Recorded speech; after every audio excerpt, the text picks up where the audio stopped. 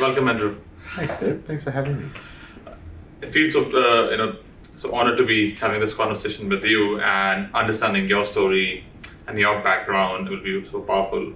And to start with, if you can share a brief background of yours, your upbringing, your education, and your journey to not-for-profits.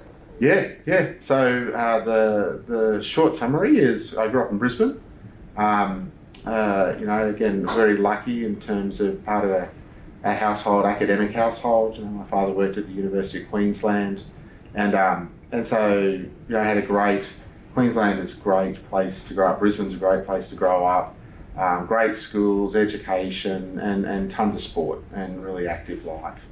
So having kind of gone through school, my senior year, I got the opportunity through a trip Dad had actually done, where he was visiting a bunch of universities across the US. Mm-hmm. I got a call one night, and he'd landed at University of Notre Dame, near Chicago, and he sort of said, in 30 years I haven't seen a university like this. If you can get in, I think you should you should come. And so, incredible opportunity, which I jumped at, and so went and had my undergraduate experience at Notre Dame.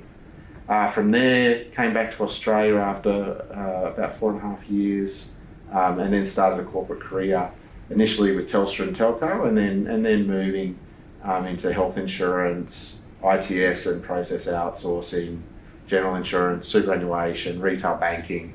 That ultimately led in 2016 to a bit of a where next, and I'd become a bit of a startup turnaround transform guy within the larger institutions, and how in particularly technology and data could be leveraged to transform both the customer experience as well as make the operations of businesses a lot more efficient.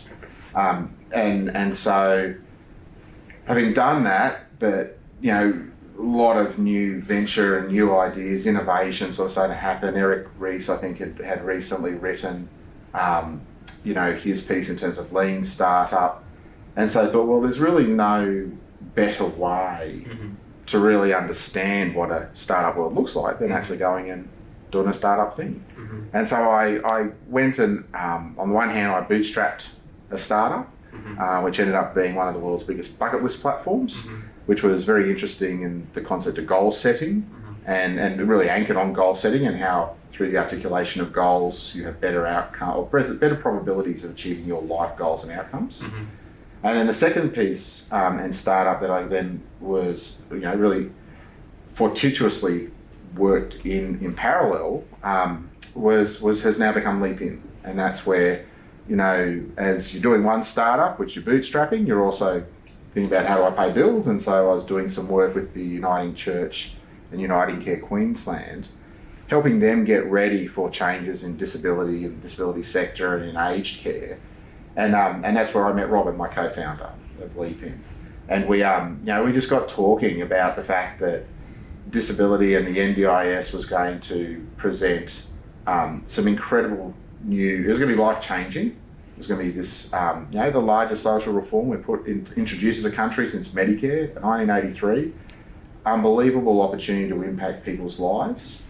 And from Uniting's perspective, opportunities to actually start to think about innovative and new types of service models, delivery, ways to impact beyond their traditional, involvement in sector, which is very much at the coalface of service delivery and support delivery.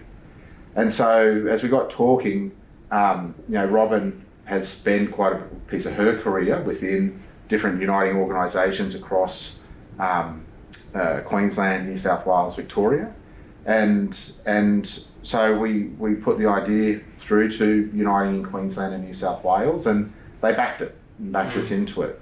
And having most recently come out of retail banking and the lending side in particular, had, whether it was in there or previous times in health insurance and other insurance categories, you really saw that when it comes to services in Australia, just normal Australians, really, the idea of buying a set of terms and conditions is pretty complex and confronting to a lot of people. Yeah.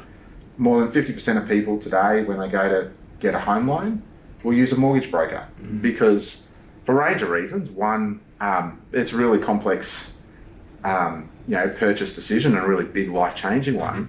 But also, it's actually a moment in time where a person's putting themselves incredibly out there to an institution saying, am I okay? Would you lend me so I can achieve my goals? And that opportunity for rejection is pretty darn confronting, and mortgage brokers or intermediaries can really be great navigators in helping people minimise pieces of that. Again, a really good navigator will kind of say, right, I understand what you're about, what you're trying to achieve in life, what you're wanting to do.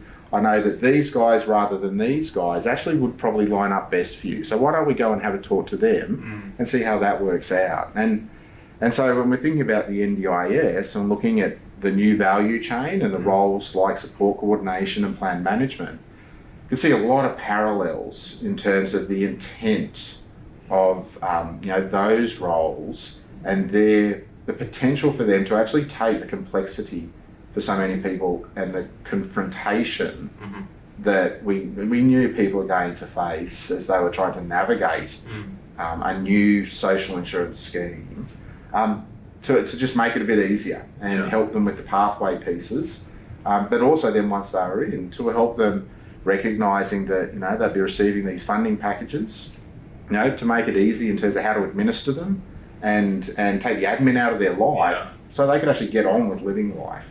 And where they were kind of wondering or have a bunch of questions as they're going through, implementing their plans, working towards goals and the things that they want to do with their life, recognising that there's going to be a bunch of rules and things reasonable and necessary.